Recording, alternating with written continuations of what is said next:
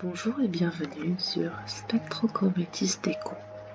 Aujourd'hui, nous allons voir le chapitre de la spectrométrie de masse sans la fragmentation. Alors dans un premier temps, nous verrons quelques définitions, suivies de rappels, un exemple type et enfin des erreurs à éviter. Commençons par quelques définitions. Qu'est-ce que la spectrométrie de masse ? Alors oui, on s'intéresse bien à la spectrométrie de masse, mais qu'est-ce donc que cette méthode-là? Eh bien, la spectrométrie de masse est une technique d'analyse qui va permettre la détermination des masses moléculaires des composés analysés, ainsi que leur identification et leur quantification. Elle est fondée sur la séparation et la détection d'ions formés dans une source d'ionisation ou dans une chambre de collision. L'appareil de spectrométrie est composé de 4 parties. La première, c'est le système d'introduction de la substance à analyser. L'échantillon va être introduit directement dans la source, couplé avec d'autres méthodes séparatives telles que la chromatographie en phase liquide, chromatographie en phase gazeuse, électrophorèse capillaire, etc., etc. Ensuite, nous avons la source d'ionisation. Elle va consister à vaporiser les molécules et à les ioniser. L'analyseur qui va permettre de séparer les ions en fonction de leur rapport masse-surcharge, MZ, et enfin le détecteur et le système de traitement qui va permettre de transformer les ions en signal électrique, et donc plus les ions sont nombreux, plus le courant est important. De plus, le détecteur va amplifier le signal obtenu pour qu'il puisse être traité informatiquement. Voici un schéma plus simplifié. Vous avez ici le système d'introduction de la substance à analyser, la source d'ions, l'analyseur, le détecteur et le système de traitement. Pour faire plus simple, je vous mets ici les informations. Donc, source d'ions, production d'ions en phase gazeuse dans la majeure partie des cas, l'analyseur qui va permettre de séparer les ions en fonction de leur masse, ou plus précisément de leur masse sur charge, et enfin le détecteur d'ions qui va permettre de voir nous avons combien d'ions détectés en fonction de leur nombre. Il existe aussi deux types de sources d'ionisation, les douces et les dures. L'ionisation dure va générer des ions moléculaires qui vont se fragmenter beaucoup et vont parfois totalement disparaître avant de sortir de la source. Les fragments qu'on obtiendra peuvent être analysés et vont donner des informations de structure.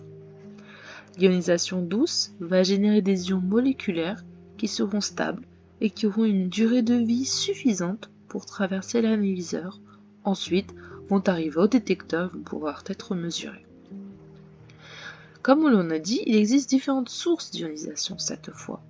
Nous avons dans un premier temps l'ionisation électronique, abrégée en IE, l'ionisation chimique, le bombardement par atome FAB, l'électrospray, la désorption et l'ionisation.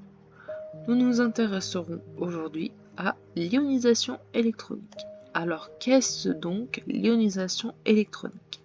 Voici un schéma et je vous explique. Comme vous pouvez le voir ici, vous avez un filament porté à haute température, environ 2000 degrés, par un passage de courant qui va émettre des électrons qui peuvent être accélérés par un potentiel, par une différence de potentiel, donc environ 70 électrovolts. Les électrons vont arriver jusqu'à la cathode, ici, et on aura expulsion des espèces moléculaires de la source par un repousseur. On aura formation d'ions par impact des électrons avec les espèces moléculaires, et donc on va avoir des ions radicalaires. Si l'énergie cinétique est suffisante, un électron est arraché de la molécule M, ici, la transforme en ion radical, plus point. Maintenant, nous allons voir quelques rappels. Pour pouvoir mieux comprendre la spectrométrie de masse, il faut déjà savoir comment la lire. Ensuite, qu'est-ce qu'un parent moléculaire, ion parent et ion pic parent? Comment déterminer la formule brute par calcul? Et après ça, qu'est-ce qu'on fait? Donc, comment lire un spectre SM? On va regarder dans un premier temps comment est constitué le spectre SM. Alors, voici un spectre SM. Vous pouvez voir ici, vous pouvez lire l'intensité relative, donc là, c'est-à-dire le nombre d'ions. Enfin, ici, vous pouvez lire la masse sur charge. Grâce à toutes ces informations, on va pouvoir déterminer la moléculaire de la molécule via la valeur du pic moléculaire. Si les pics de fragmentation vont permettre de reconstituer une partie de la structure, enfin, l'intensité des pics va permettre de faire l'analyse quantitative. On va maintenant s'intéresser à la molécule du cholestane. Alors, voici la molécule. Comme vous la voyez, c'est une molécule avec énormément de carbone et d'hydrogène. On va compter. Nous avons combien de carbone? 1, 2, 3, 4, 5, 6, 7, 8, 9, 10, 11, 12, 13, 14, 15, 16, 17, 18, 19, 20, 21, 22, 23, 24, 25, 26, et j'en ai oublié un, 27. Ensuite, les hydrogènes. Je vous les mets directement parce que c'est très long à compter. 48 hydrogènes. Voici son spectre SM. Comme vous le voyez, on a ceci, ce grand pic. C'est le pic de base qui est toujours à 100% d'intensité.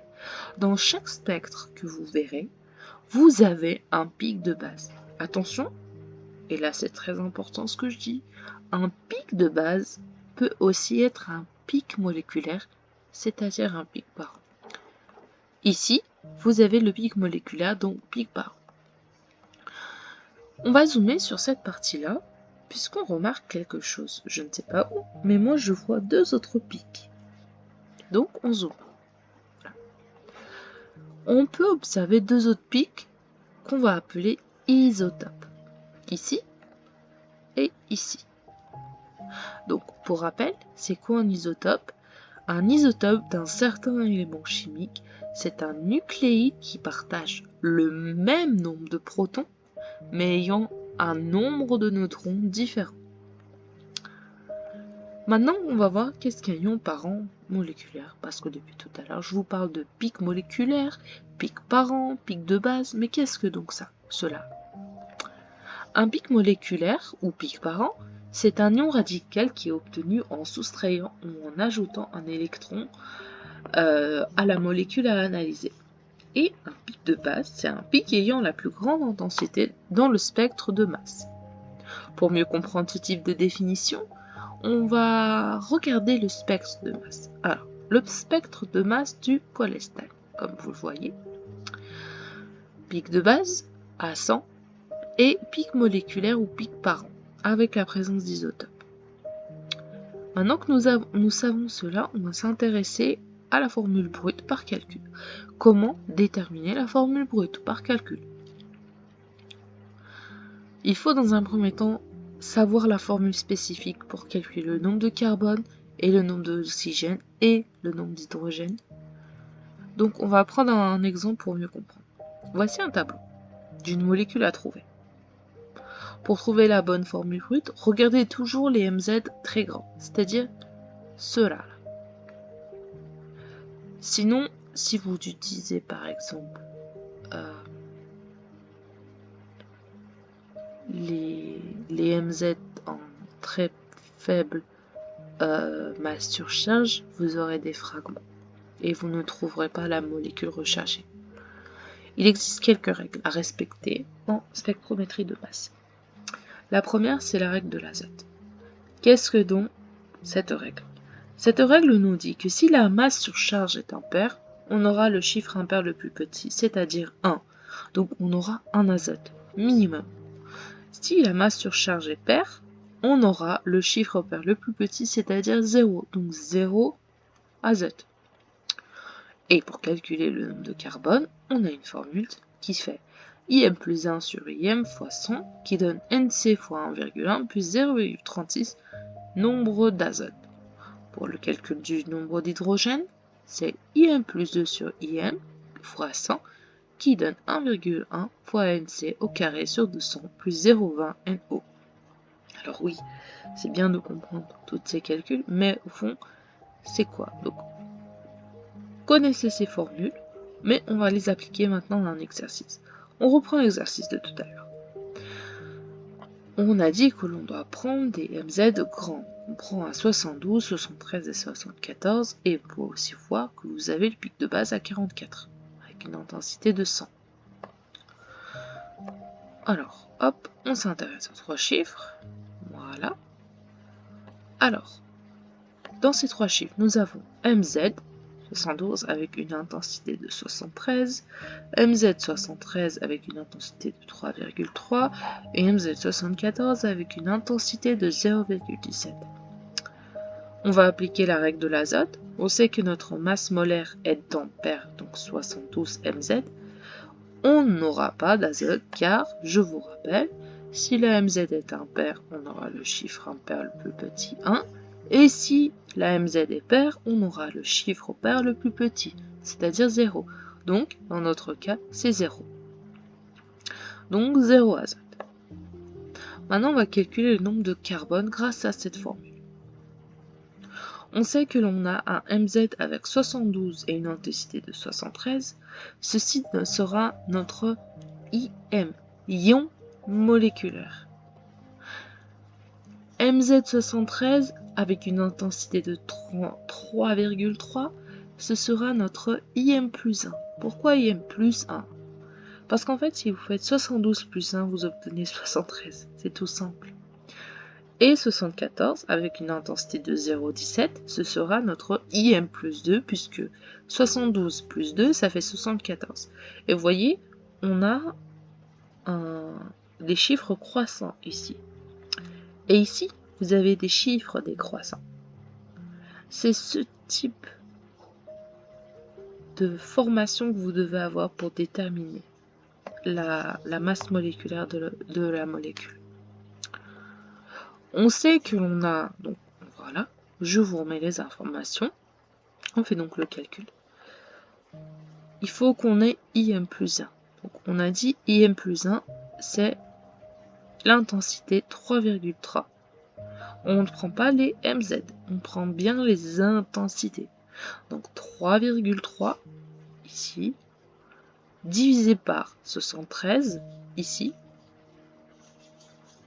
voilà, fois 100 égale 1,1 NC. J'ai juste abrégé, j'ai mis ça à côté et j'ai changé la forme écrite. Donc plus 0, puisque, comme on a dit, la règle de l'azote. Donc ce qui nous fait 4,52 qui donne 1,1 NC plus 0. Ensuite, on balance ça en dessous. 1,1, 4,5 divisé par 1,1, ce qui nous donne environ 4,10. Qu'on arrondira à 4 pour faire simple. Donc, on a 4 carbones. Maintenant, on va s'intéresser à l'oxygène. On va utiliser l'autre formule. Je vous remets ces informations. Donc, IM plus 2 sur IM. On continue. Donc, 0,17 sur 73 fois 100 qui donne 0,0968 plus 0,20. Voilà. Et qui nous donne environ 0,67, donc un oxygène.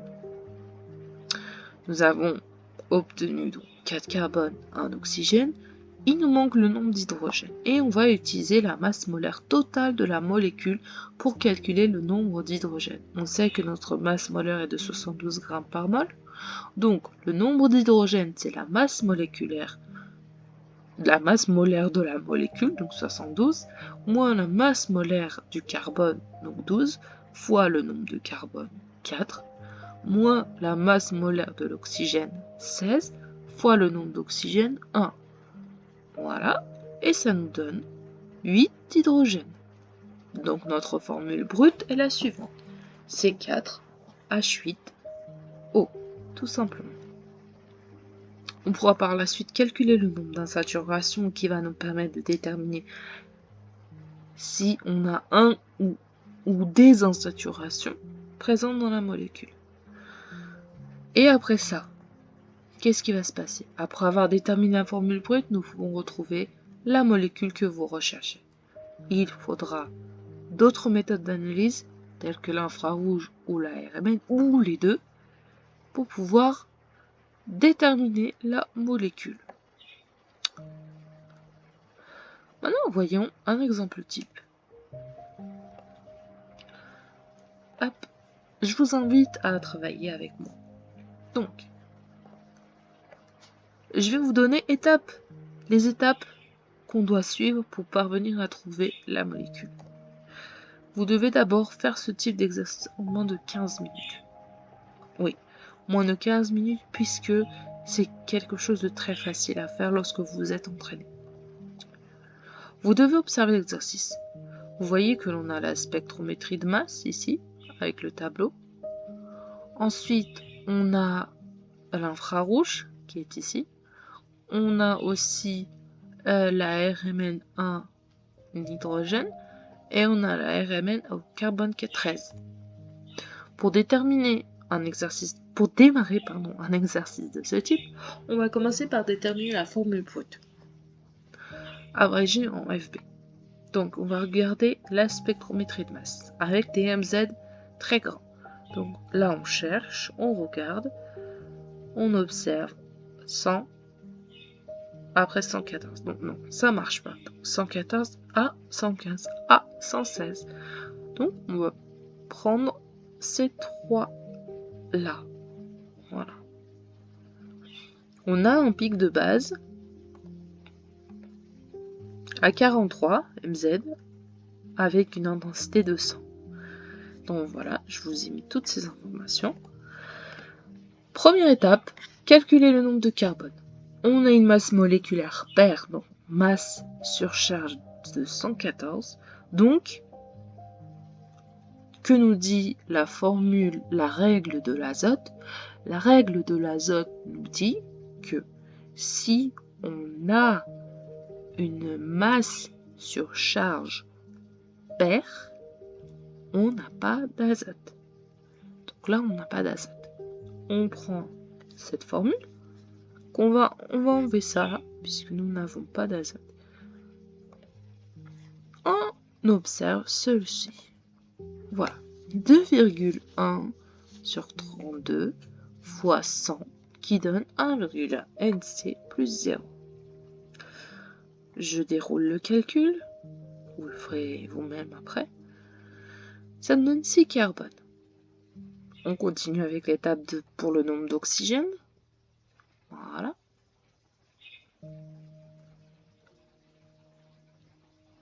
Ça nous donne 2 oxygènes. L'étape numéro 3, on va déterminer le nombre d'hydrogène. C'est comme tout à l'heure. Voilà, 10 hydrogènes. Donc, notre formule brute est la suivante. C6H10O2. Il y a l'étape numéro 4 et c'est la plus importante aussi. Il faut qu'on détermine si notre molécule a des insaturations ou pas. Donc on va déterminer le nombre d'insaturations. C'est 2 fois n tétra moins n mono plus 2 plus n tri, divisé par 2. Le nombre d'insaturations, donc c'est 2 fois 6, puisqu'on a 6 carbone, moins 10, plus 2, ça c'est obligatoire, divisé par 2. Ce qui nous fait un nombre d'insaturations de 2. Donc, 2 insaturations, soit un C, CW liaison C, et un CW liaison O, ou bien 2 CCO, 2 CO. On vérifiera cela dans une prochaine vidéo qui concerne l'infrarouge. Maintenant, on va regarder la RMN. Je ne vais pas aller dans les détails pour faire le tableau, mais vous pouvez le faire et vous obtiendrez la molécule suivante. CH3, CW liaison O, CH2, CH2, CW liaison O, CH3. Maintenant, les erreurs à éviter. N'oubliez jamais la règle de l'azote, qui vous permettra de savoir si la molécule en contient ou pas.